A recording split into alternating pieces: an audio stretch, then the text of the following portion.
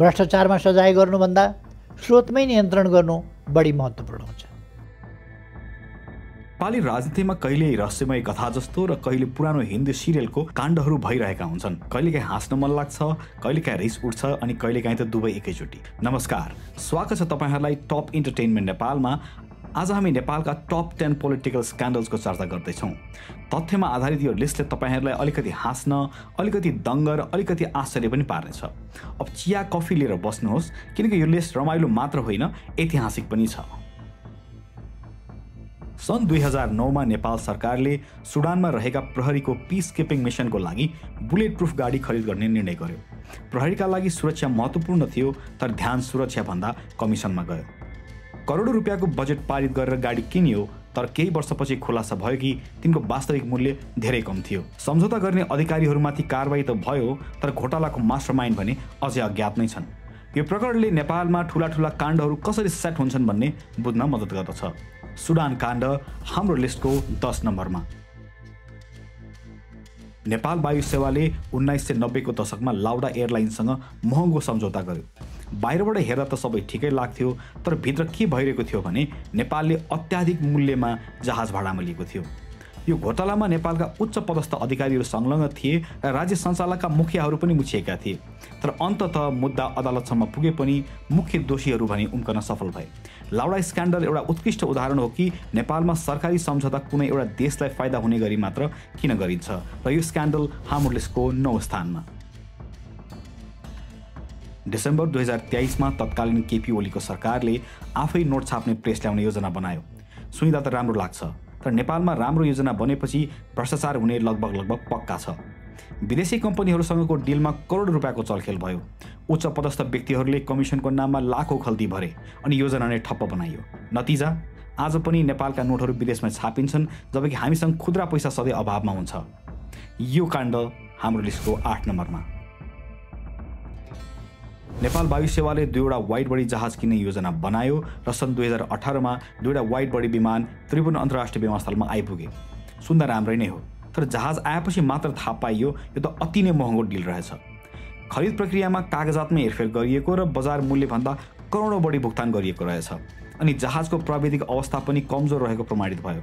नतिजा wide body जहाजहरू उड्न नसक्ने अवस्थामा छन् अनि भ्रष्टाचारका नाइकेहरू अझै पनि फ्लाइट मोडमै छन्।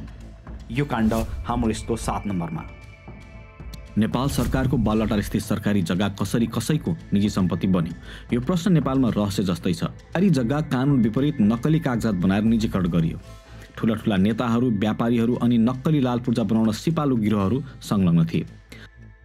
अदालतमा मुद्दा पुगे पनि अहिलेसम्म स्पष्ट निष्कर्ष आएको छैन।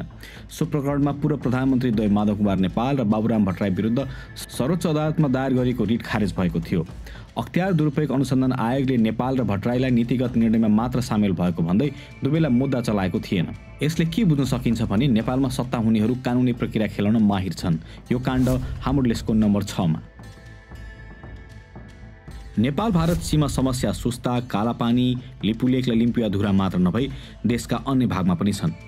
2077 सालतिर भारतीय पक्षले रौतहटको सीमावर्ती क्षेत्रमा नेपाली भूमि अतिक्रमण गरेर बाँध निर्माण गर्न खोजेपछि नेपाली पक्षले निर्माण कार्यलाई रोक्न लगाएको थियो, तर सरकार चुपचाप नै रह्यो। भारतले नेपाली भूमि आफ्नो नक्सामा समावेश गरेका घटनाहरू धेरै छन्, तर नेताहरू सत्ताको खेल खेल्नमै व्यस्त छन्। नेपालमा देशभक्तिका भाषण दिने त धेरै नै छन्, तर सीमाको संरक्षण गर्न सक्ने नेता चाहिँ बिरलै भेटिन्छ। यो काण्ड हाम्रो लिस्टको नम्बर 5 मा। काठमाडौँ उपत्यकामा मेलम्चीको पानी ल्याउने योजना 40 वर्ष अघि आएको र 20 वर्ष अघि मात्र सुरु भएको थियो। हरेक नेताको भाषणमा मेलम्चीको पानी काठमाडौँमा ल्याउने कुरो भए पनि लामो समयसम्म यो गफ मात्रै भयो। कहिले ठेकेदारहरूले काम रोकेर भागे, कहिले बजेट नियन्त्रण बाहिर गयो भन्ने, अनि सरकार फेरबदल हुँदै गर्दा योजना दथारिङ्ग बनाइयो। अन्ततः पानी आयो त राम्रो व्यवस्थापन नभएका कारण अझै पनि समस्या जारी छ। मेलम्चीको पानी काकाकुल काठमाडौँका जनतालाई आकाशको फल आँखातरी मर भने जस्तै भएको छ। मेलम्ची काण्ड हाम्रो लिस्टको नम्बर 4 मा। नेपालमा सुन तस्करीको काण्ड सामान्य हो, तर सुन तस्करीको यस्तो जटिल केस कहिले आएको थिएन। नेपालमा हुँदाहुँदै 33 केजी सुन भित्राइयो, तर सुन, कागजात अनि मुख्य दोषीहरू नै हराए। गोरे डनसहित 6 जनालाई जिल्ला अदालतले जन्मकैदको सजाय सुनाए पनि उनीहरू तल्लो स्तरको पात्र मात्र हुन् भन्ने सबैलाई थाहा भएकै कुरा हो। नेपालमा सुन तस्करी सामान्य कुरा जस्तै भइसकेको छ, तर यो केसले तस्करीमा उच्च पदस्थ व्यक्तिको पनि संलग्नता हुन सक्छ भनेर पनि देखायो। यो काण्ड हाम्रो लिस्टको नम्बर 3 मा। 2 वटा ठूला जनआन्दोलनपछि जनताले परिवर्तनको आशा गरेका थिए, तर 2046 सालको जनआन्दोलनले राजनीतिक पार्टीहरू नजिक प्राइभेट सङ्गठनहरू मोटाउन मद्दत गर्यो र त्यस्तै 2063 सालको जनआन्दोलनले धेरैभन्दा धेरै एनजिओ र आइएनजिओ र तिनका एजेन्डाहरू भेट्टाउन मद्दत गर्यो। यो दौरान राजनीतिक पार्टीहरू र नेताहरू पनि धेरै धनी भए।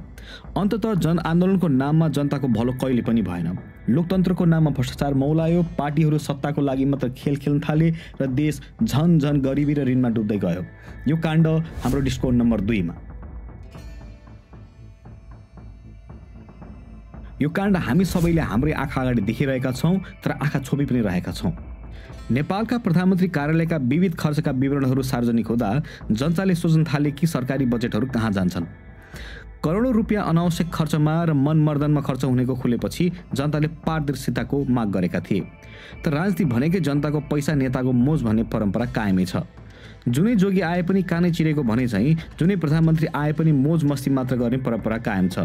तर जनताले पनि कहिले पनि फेरिबाट सोध्ने आँट गरेका छैनन्। अब त लाग्छ हाम्रो राजनीति रियालिटी सो जस्तै भइसकेको छ। यदि कुनै ठुलो प्रोडक्सनले हाम्रो देशको राजनीति र भ्रष्टाचारमा कुनै रियालिटी सो अथवा सिनेमा बनाउन चाहेमा त्यो विश्वकै सफल चलचित्र हुनेछ। तपाईलाई कुन घोटाला सबैभन्दा ठुलो लाग्यो कमेन्ट लेख्नुहोला। धन्यवाद।